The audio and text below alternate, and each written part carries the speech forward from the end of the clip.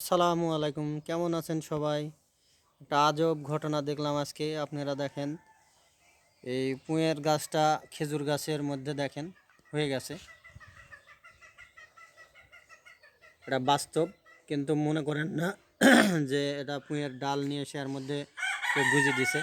আসলে না, এটা দেখেন পুঁয়ের ফলও ধরছে এবং ফুলও ধরছে, টাটকা দেখেন, পাকছেও। এটা বাস্তব। আব্বু নাড়ি লাগায়নি। দেখেন দেখেন, আমি টানতেছি, বাড়াচ্ছে না। এটা বাস্তব গাছ। দেখেন দেখেন আপনারা, দেখেন গাছ হয়ে গেছে, পুঁয়ের গাছ। খেজুর গাছের মধ্যে পুঁয়ের গাছ হয়েছে, কি আজব কথা! আল্লাহ সৃষ্টির শেষ নেই। আল্লাহ অনেক কিছু করতে পারে। আপনারা তার বাস্তব প্রমাণ দেখলেন এখানে। আল্লাহ হাফেজ।